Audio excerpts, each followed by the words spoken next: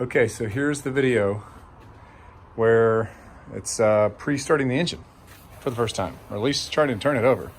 So let me show you what I got. The Novak green cable comes out of their harness and goes into your fuel pump relay. It's a long wire. I've got that hooked up. I've got that pinned into the fuel pump. I'll show you that in a second. The pink wire is supposed to be hot on run and start. So I found this. I think this goes to the evap, the old evap line. So I spliced it in. I'm gonna solder these, but I'm excited to try to see if this starts. Okay, then it's got a bunch of grounds. Let's see. The red wire goes to this, and then this, oh look, see, I gotta tighten that down. Goes to the battery. Gotta tighten that down.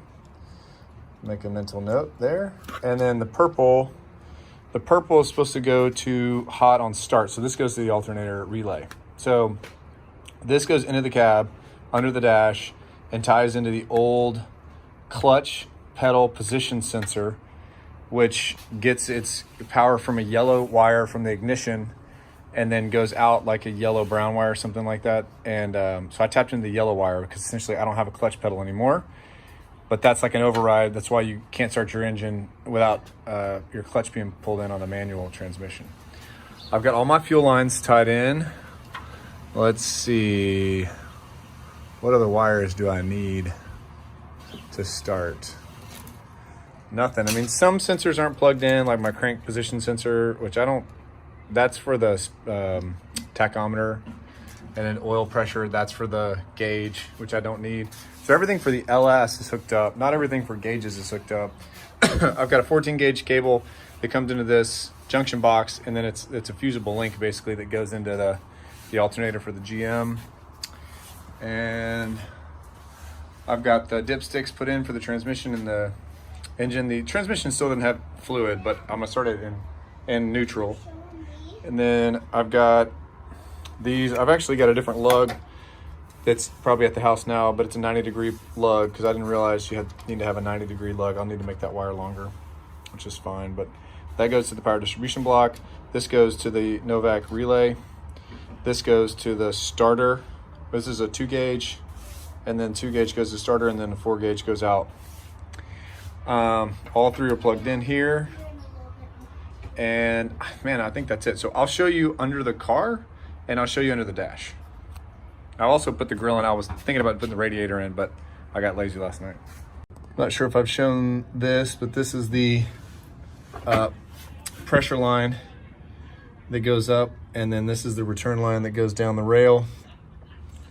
There's no wires under here except for O2 sensors. That's my, well, really won't focus. That is the speedo, which is hooked up. And then here's on the other end near the fuel tank. There's the other end of the line for that's the return line. And then I've got the fuel pump cable right there that's hooked up. The fuel tank pressure sensor is not hooked up, but my fuel lines are tight. My tank is in. All my cables seem to be hooked up except for stuff like the air conditioner, which I don't need to start the engine. Like stuff like this. This is all crap that we don't need. It's either evap or it's AC stuff, etc. Brake signal, like for the brake lights and everything, which I don't need to test start. So I think I'm ready to hook up the negative and see if it turns over. I don't have, well, actually, I'm gonna prime it just a little bit. I didn't rebuild the engine, but it's been dry for a long time. So I'm gonna turn the crank a couple times, plug in those coil pack wires, and I'm gonna see if this thing will fire up. I guess I'll set a camera out on a stand and see if it does. Odds are it won't. Some ground or sensor, but man, what if I get lucky? What if it starts up? I guess I'll prime the fuel pump first, check for any leaks, make sure I don't have a fire. Got a fire extinguisher up there, which I'll test that. That's gonna be the process. Alrighty. We are close, boys and girls. All right, been quite the journey, but I think we're here. I think we're ready to start trying to turn this over. I filled up with oil. I have all the connections made. I've got the battery charged. This is the first time I'm going to try to crank it. Wish me luck.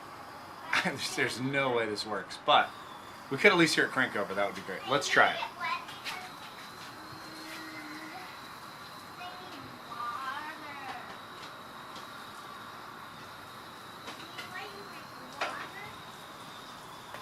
Got to reconnect the battery before you do something like that. Let's connect the negative.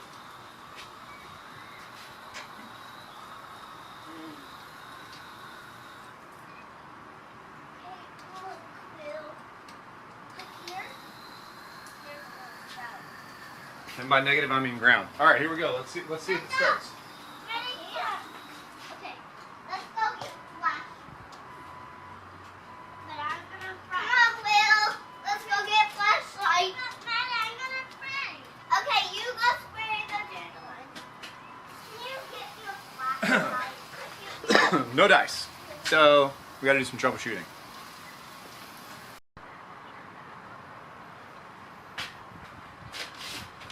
All right, so the update is the red and light green wire that I thought I had tapped into was orange and green. So now I have the correct wire that was going to the EVAP purge solenoid that should give power to the Novak, the GM PCM. So let's try this again. The battery's connected. Wish me luck.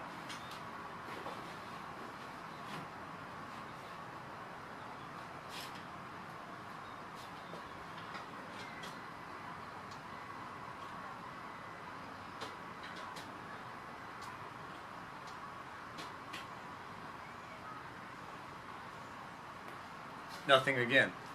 Time for more troubleshooting.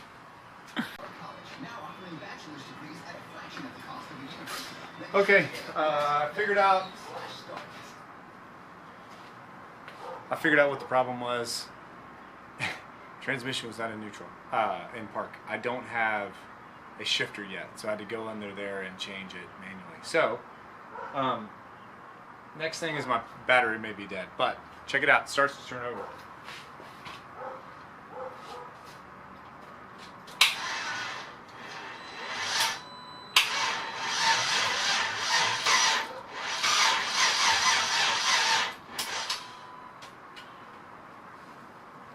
So it's trying. Well, maybe my battery's dead? Or a bad starter. I don't know.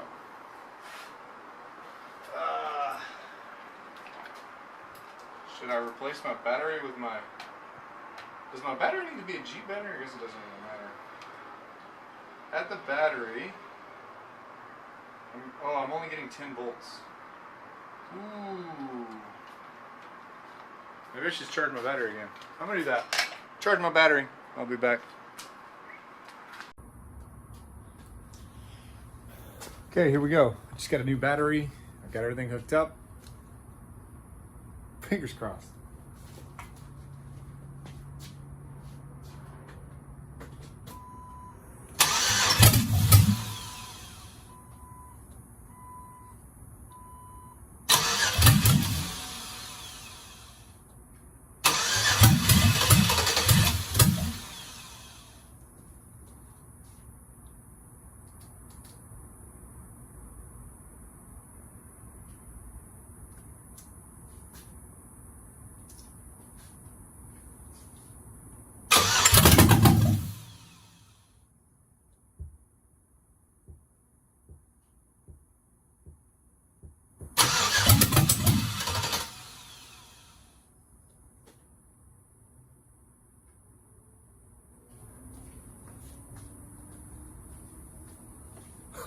Close.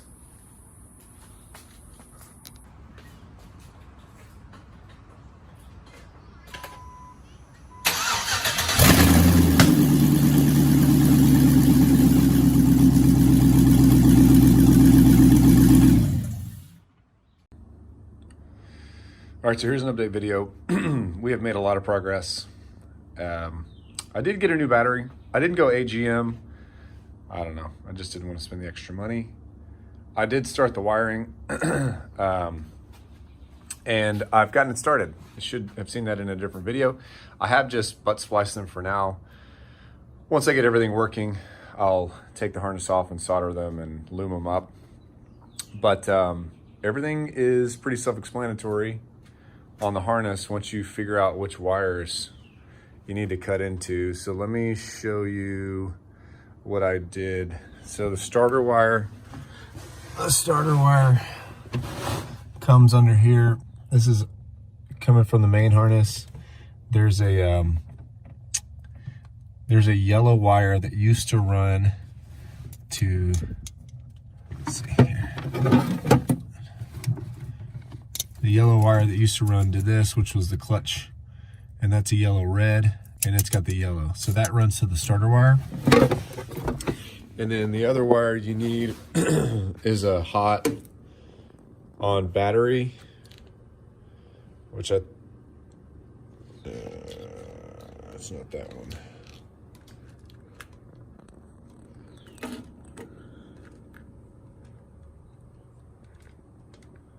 I don't remember. Oh, is this one? No, it's not this one. It's what I thought it was. It's the pink wire. Where the hell is the pink wire? Pink wire, pink wire, pink wire. Oh, pink wire comes out of this. I found a harness, and basically it is was it red and light green? So that's what powers my pink wire. My pink wire is my ignition wire. So when you turn the key to the on position, that's what fires up your PCM and all your fuel pump and everything. That's that piece. So that one has to be hot when it's on and when you're starting it. And then again, the purple wire is to the starter, which is only hot when it's started. Same with fuel pump. Fuel pump is hot. You run that to your fuel pump. In previous videos, I've mentioned the fuel level, and the fuel level comes from the same fuel pump, and that's unchanged. Okay, that's some wiring. I have the radiator. I have this mounted up for now until I can put in the fenders. Just want to make sure everything fits. I put in the radiator from Novak.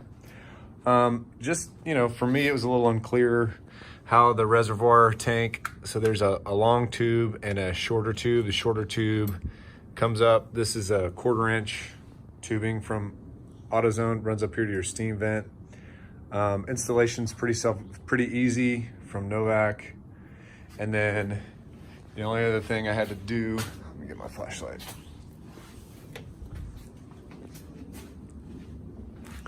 Was tap into this for the steam line. So that's the same 1/4 inch. I got 3 feet of it. And the steam line goes in to the throttle body. Okay, the other things I got knocked out are the heater hoses. So I actually went with an adjustable heater hose for the upper. And then for the lower, you can see I went with a Dayco 71852. And then the heater core hoses were pretty easy. Let's see if it'll focus in on that. I don't know. Those are pretty easy. They're just little 90s that come off and go to the heater core. Okay, I've got to remake these with 90-degree lugs because I did these lugs like a regular style, and the PDC doesn't close, so I've got to remake those. And by the way, I did adjust the wiring. So I ran from the alternator to the power distribution center. The yellow crimped is running to the Novak fuse block. So basically I've got battery to starter and battery to power distribution center, and that's it. Then it goes power distribution center to alternator, power distribution center to the Novak fuse block. Okay, let's see, what else do I have? Okay, so inside, as I've mentioned, I have a hole there, and I've got to figure out how to make a mounting plate for the automatic transmission. I bought a Genrite tunnel cover. I've got to figure out how to bend that. I'm not a metal worker. Got to figure out how to bend that. And for that, it looks like I've got to take off the shifter plate as well and slip it underneath it. I guess I could cut that off. Maybe that's easier. But yeah, this is the automatic transmission shifter. This is all the linkage. Haven't really started on that yet. I also have to figure out my pedals. So that's the clutch and the brake pedal, and then that's the gas pedal. I haven't really gotten to that point yet. I also have the Novak intake system, and I bought this MAF sensor. So I've got to put that all on there.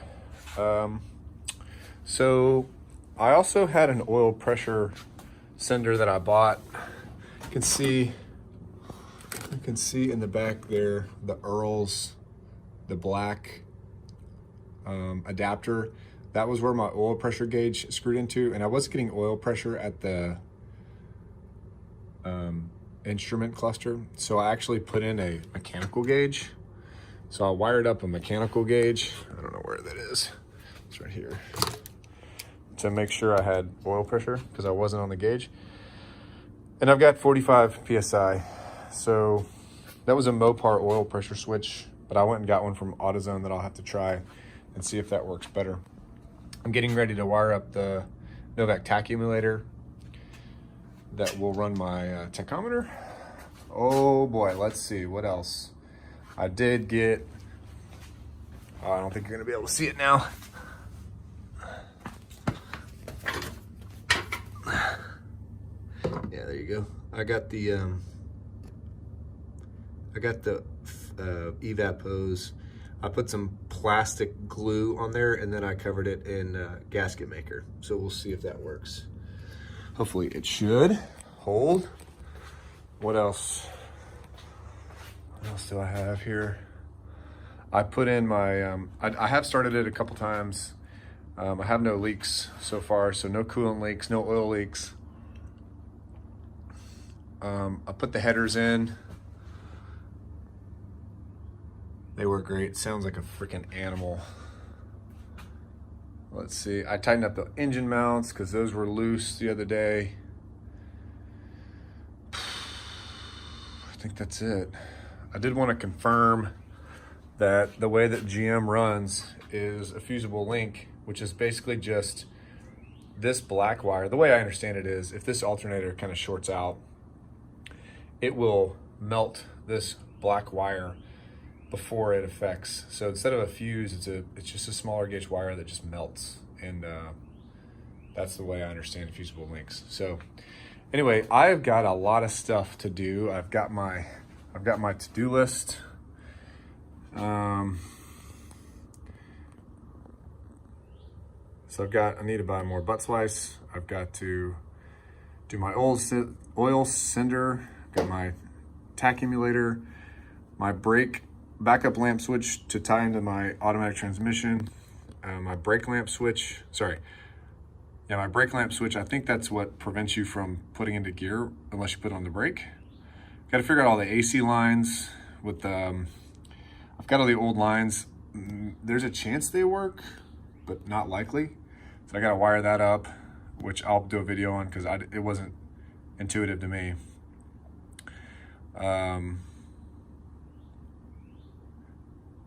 So it says once the tack works, pull out Jeep harness and solder, paint and install fenders, tighten the power steering line because I got a little leak at the power steering line, recrimp the power distribution lines with 90-degree lugs, fill the rest of the fluids. I have one transmission case nut that was missing, or no, I stripped it whenever I was taking it off. I got to finally install the gas tank. I got to retorque my yoke nuts. I can talk about that. I bought this from Bleepin' Jeep, and Matt's got a video on that, on how to tighten down your yoke nuts. So torque them down. Let's see, what else do I have? Oh, my control arm. I was taking it out whenever I was cutting up the motor mounts, and I just have to tighten that up. Drive shafts. I got my drive shafts in from Tom Woods. They are beefy packages. As I mentioned, intake assembly. I still don't have my brake booster installed, as you can see, so I've got to do that, and I've got to bleed the brake lines, install the new pedal, delete the clutch, install the brake pedal, and install the shifting linkage. And then the last two things are HVAC, which hopefully I can make it, and then exhaust, which I can't make. So, good Lord. If I get all that, I guess I still have to mount the GM PCM, but we do have it started, which is a huge accomplishment. Oh, I do have to hook up the evap line, so I need to add that to my list. So anyway, it's early in the morning. We're in the middle of coronavirus right now. This is Tuesday, March 16th or 17th, something like that. And we are knee deep in isolation. So hopefully I can be productive here. Kids are at grandma's. Hopefully I can get this stuff done. Long video, just as an update. Bye. All right, so now it's that night. An update, this is I'm working on the shifter. So I've got all my pieces here. This is a low car floor shifter, so I'm working on that. And I got this temporarily in. This is the tunnel cover from Genrite. So I'm gonna be mounting, so the automatic shifter comes up there. I had to cut out, they have a piece that comes over this, and since this is fine, the shifter, I had to cut that out. That was pretty simple with some 10 snips. And also, I retorqued those yoke nuts that I mentioned I had to do. Here's my drive shaft. So I've got, that's the rear drive shaft from Tom Woods, and there's a front drive shaft from Tom Woods. So I also painted the fender, the inner fenders. So I'll be mocking those up. I don't really want to tighten them down until I'm really done with everything, because it's so much easier to get to things that you need to get to when they're off. That's the update. Hopefully it's a productive night. I got kids at grandma's during the apocalypse, so hopefully I can get this work done. Okay, the update today is I have the shifter installed.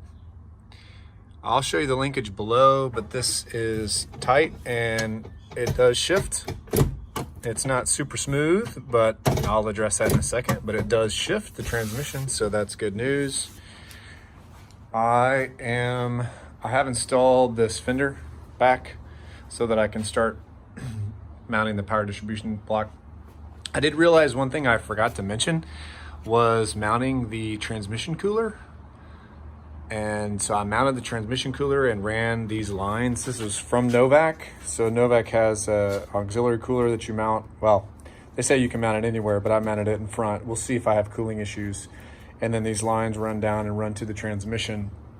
I just realized I didn't mention that last time. So I am starting to think about the air conditioning, because I do have all the old parts, but I've read that you need to replace the dryer, because it is, when it's open to atmosphere, it basically goes bad. And I need to figure out which of these lines I can actually reuse. I did find that the ones that you can't reuse, you can buy this crimp tool on Amazon for like 140 bucks and make your own lines. But I just need to identify which ones run from condenser to compressor, compressor to compressor to condenser, condenser to evaporator, and evaporator to compressor. And because the Jeep's AC is in such a different place. So the goal is, it's Friday night, still apocalypse. The goal is to try to get this to where I could test drive it down the street, or at least down the driveway, by Sunday. So there's a lot that goes into that, mainly brake booster, bleeding the brakes, pedals, drive shafts, and making sure this wiring is tightened up. I don't have to solder it. I just want to try to drive it. I don't know yet what I'm gonna do with these pedals. I've seen a couple different options online on how to modify this.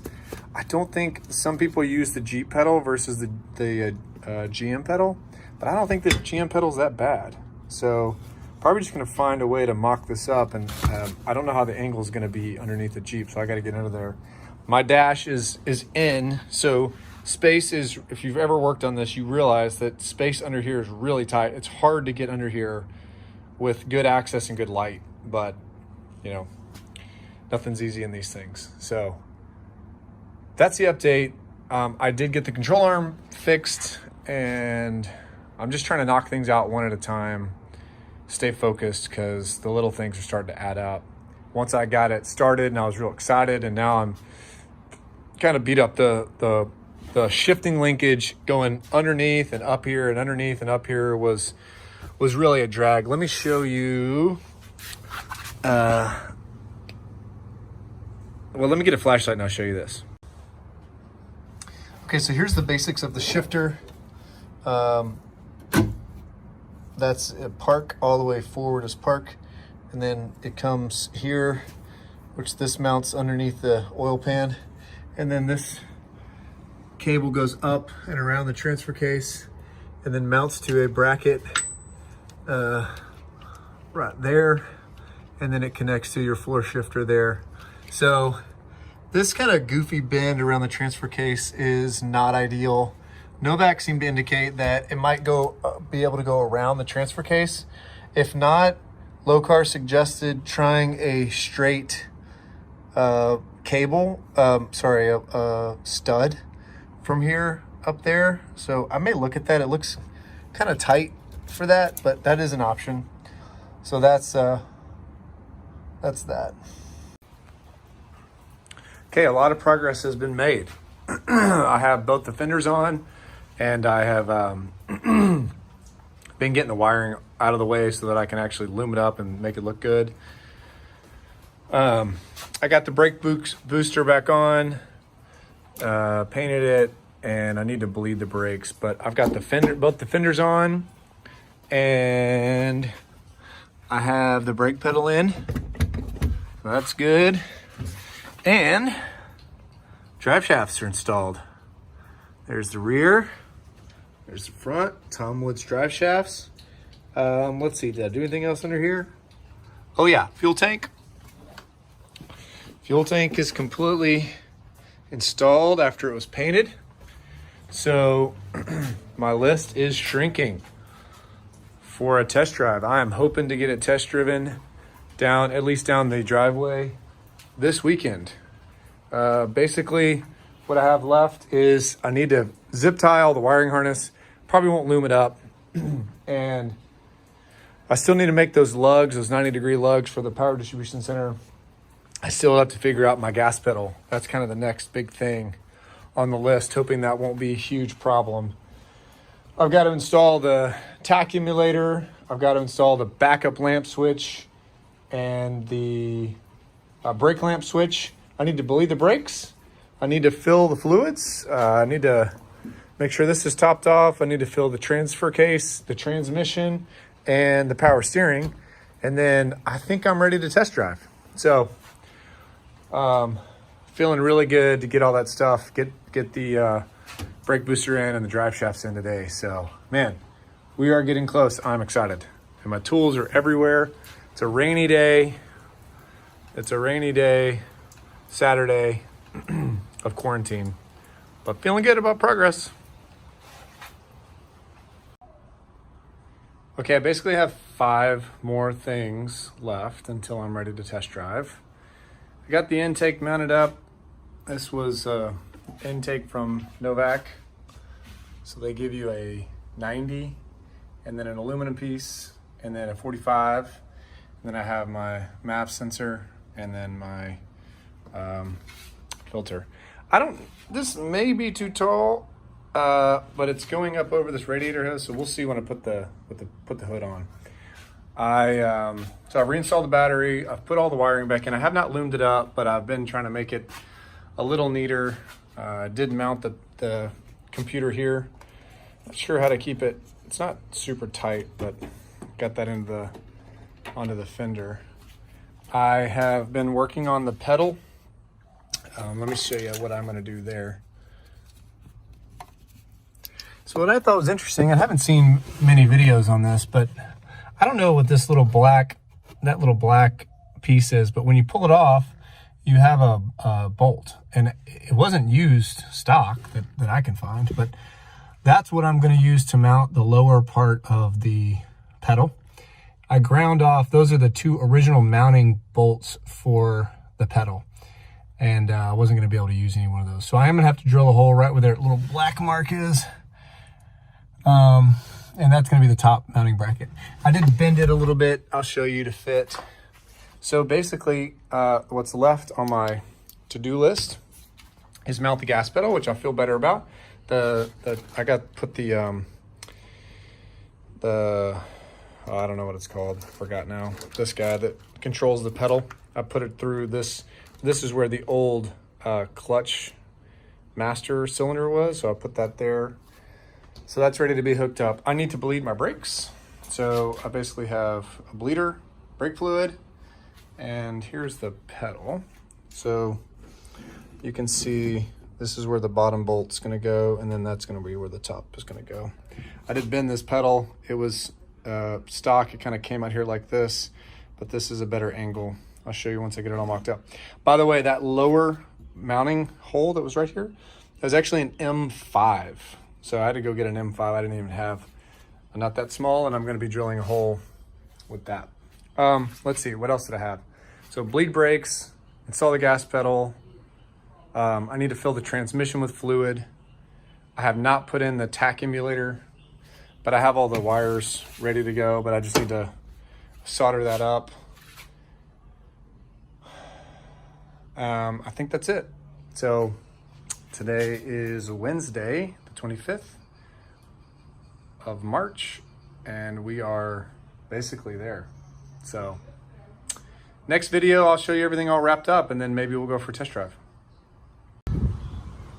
Okay guys, the day has come. Everything is back the way it was originally. Got the center console kind of back. It's just an iPhone wire. The pink and tan wire are actually for the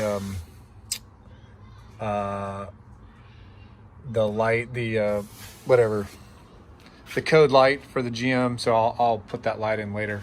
But I am about to take it for a test drive. I got everything ready in here for what we need.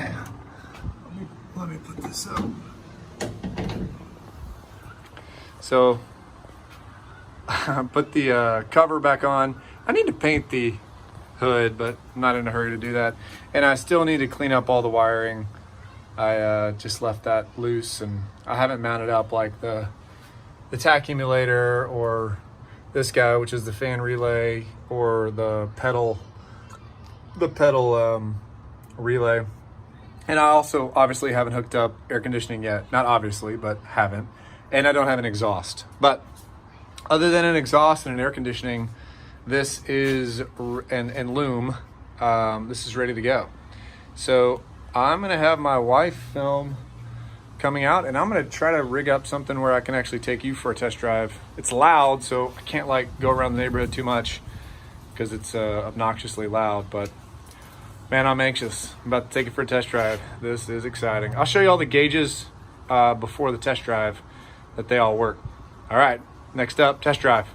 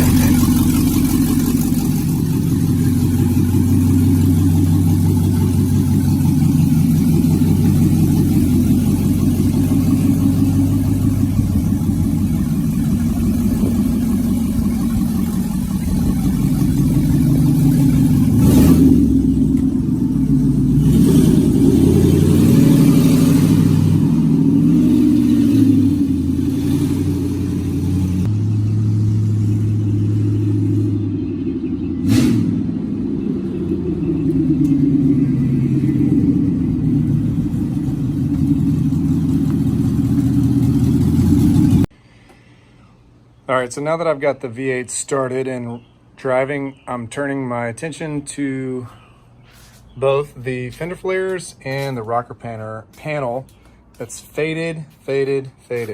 So I've masked off the bottom part of the Jeep, and now I am about to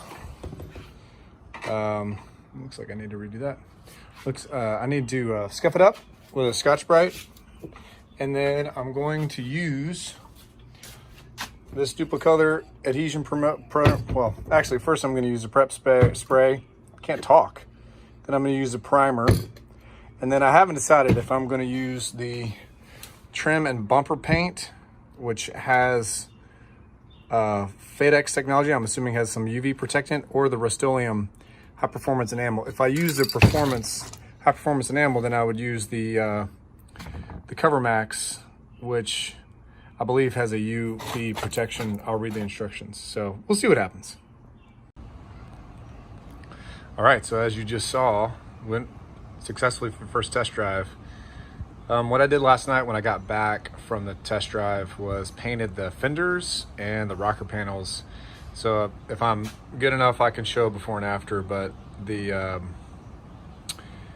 rocker panels were faded and the hardware was silver, and the fender flares were pretty faded. I got a little bit of tiger striping. It's not professional, but I'm not a professional painter. So they look way better than what they did, and now finally it's all black. Yeah, so you can see that perfect paint job there. So, you know, you can see that in the sunlight. It looks pretty bad. I did it in my garage, but I did give it kind of a clean up. This paint's not in real great shape. You can see all these rock chips. So one day I'm either gonna have a Mako paint job or I'm gonna paint it myself. But overall, really happy that it's moving under its own weight. I can take it in and out of the garage without having to push it. And today I'm going to the exhaust shop to get an exhaust put on. Still have the old one halfway on where it wasn't cut out. But man, I'm so excited. This has been a lifelong dream to have a V8 and a Jeep, and still getting used to. Every time I get in the car, I try to push in the clutch because that's what I'm used to when I get in the Jeep, but there is no clutch. So I think it looks great and it sounds amazing. I still haven't decided. I'm probably gonna go with like a medium sounding muffler. And I thought about doing a cutout so that I could open it up, but I don't know if I'm gonna do that at this point. I just wanna get it, actually, the next step is to actually get it registered. So I do still have some of the evap system that I have to install, but as you can see, my registration expired last year. So I need to get the evap system up and running and mount the OBD2 port so that they can check for codes. And make sure the evap system works, and then should be able to go. My brakes are a little squishy because I only bled the back right, the passenger rear, just so I could get it on the road. Because you'll stop, but I need to bleed all the brakes. So that's the update as of today. I do have a winch that I need to clean up.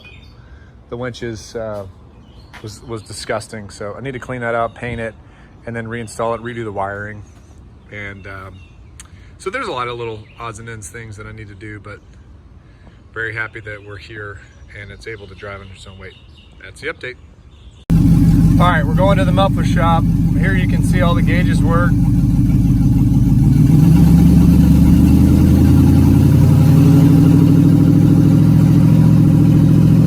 It's gonna be a long, loud ride to the muffler shop. Okay, so I got an exhaust put in yesterday, but I don't have the O2 sensors in yet, so there are 4 holes. But I'll show you the exhaust later. But here's the startup. You can see the gauges. I'm about to go to get some lunch, so let's start it up.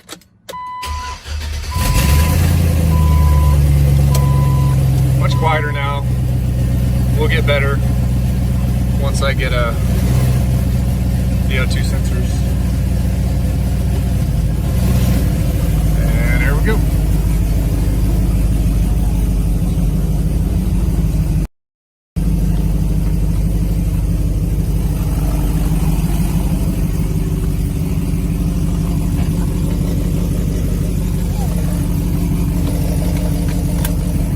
That's filming.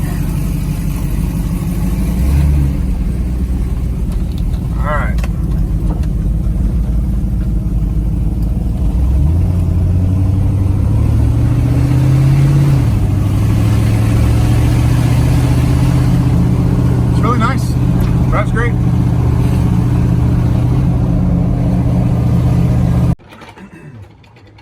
All right, this will be a little tough to see, but here is an update on the exhaust. You can see top right is where the header connects. There's my bung for the top O2 sensor. And then here's the first cat with the downstream O2 sensor. Then you've got the left-hand side that comes down, that same bung. Another cat with a downstream O2 sensor. And then it goes into a Y. And then the Y goes just underneath just outside of the skid plate. Comes down the skid plate into a Flowmaster, and then out. It's a 2.5 inch all the way. So right now I have the O2 sensors on order. They haven't come in yet, so it's still a little loud, but hopefully they should come in soon. A couple things on the agenda today. It's a Sunday. I want to finish bleeding the brakes because they're a little wonky, and I disconnected my amp power because the cabling was awful, so I don't have any radio. But man, it's a beautiful day. It's a beautiful day outside. I love to be able to take the top off, doors off. It's not inspected and it doesn't have insurance, but man, it's such a beautiful day. The other thing I have to do is hook up the evap. So I've got a line here, and then I've got a purge solenoid here. So I've got to connect the lines. You can kind of see, if it would adjust, that line down there, there's 2 of them, and those come from the fuel tank. Those are a vent line and a purge line. Those will go up to those 2 things. Then once I get the O2 sensors in and that evap, then I'll install the malfunction light or malfunction lamp or whatever, probably somewhere in here. And then eventually I got to take the check engine light out of the Jeep because it's obviously going to be on and that's not connected to anything. So I need to take out that light so I don't keep seeing the check engine light. But yeah, there's a million other things that I want to do on this. I'll listen to a separate video, but once I get it inspected, I really like to get it inspected and get the air conditioning run, and then I'll kind of do a final video. And then I'm going to do my final video as the beginning of the series that I'm going to post to YouTube. But you already know that because this will be one of the last videos. Cool. Bye.